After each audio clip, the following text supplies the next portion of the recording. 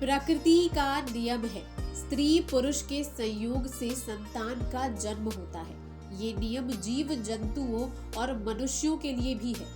शास्त्रों में इस विषय में जो कथा मिलती है उसके अनुसार सृष्टि के आरंभ में ब्रह्मा जी योग बल से मनुष्य को उत्पन्न करते थे, लेकिन इस क्रिया में काफी समय लगता था। ब्रह्मा जी ने भगवान शिव की तपस्या की और सृष्टि के विकास का दूसरा तरीका निकालने की प्रार्थना की।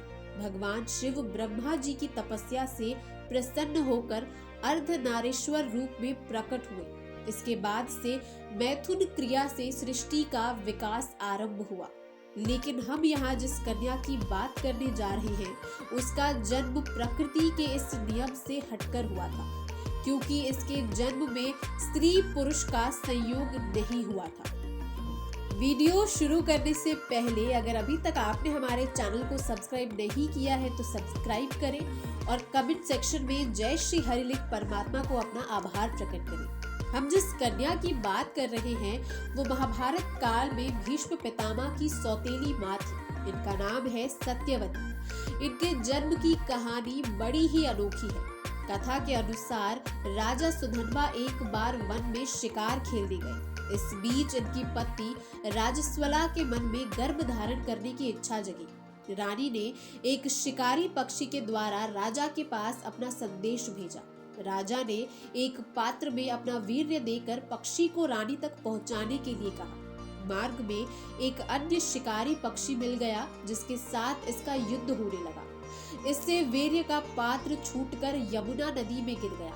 उस समय यमुना में ब्रह्मा जी के श्राप से एक अप्सरा मछली रूप में रहती थी। इसने वीर्य को ग्रहण कर लिया। इसके प्रभाव से वह गर्भवती हो गई। गर्भकाल जब पूरा होने को आया तब एक दिन मछुआरे के जाल में वो मछली फंस गई। अद्भुत और विशाल मछली होने के कारण इसे राजा सुधन्वा के दरबार में लाया गया। जब मछली का पेट चीरा गया तो उसमें एक बालक और एक कन्या निकली। राजा सुधन्वा ने बालक को तो अपने पास रख लिया, लेकिन कन्या के शरीर से मछली की गंध आ रही थी, इसीलिए उसे मछुआरे को दे दिया गया और यह मत्स्यगंधा कहलाई। मत्स्यगंधा जैसे जैसे बड़ी होती गई उसका रूप और यौवन निखरता चला गया। मछुआरे पिता ने मत्स्यगंधा को यात्रियों को नाव से यमुना पार कराने के काम पर लगा दिया। एक दिन ऋषि पराशर भी मत्स्यगंधा की नाव में बैठे और मत्स्यगंधा को देखकर मोहित हो गए।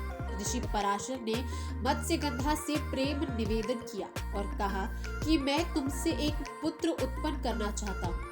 मत्स्यगंधा ने कहा कि आप ऋषि हैं और मैं मछुआरे की बेटी, ऐसे में हमारा मिलन कैसे संभव है। मत्स्यगंधा ने अपना कौमार्य भंग होने की बात भी ऋषि से कही। ऋषि ने मत्स्यगंधा से कहा कि संतान उत्पन्न करने के बाद भी तुम कुंवारी ही रहोगी, इसलिए चिंता मत करो। इसके बाद ऋषि पराशर ने अपने तपोबल से घना कोहरा फैला दिया और मत्स्यगंधा के साथ इनका मिलन हुआ। इससे महर्षि व्यास का जन्म हुआ। ऋषि ने मत्स्यगंधा को आशीर्वाद दिया कि तुम्हारे शरीर से अब मछली की दुर्गंध नहीं आएगी, बल्कि अब तुम्हारे अंगों से उत्तम सुगंध निकलेगी। इसके बाद से मत्स्यगंधा सत्यवती और गंधा के नाम से जानी गई। मछली से कई मनुष्यों के जन्म होने की कई कथाएं हैं जिनका जिक्र किसी अन्य वीडियो में हम करेंगे।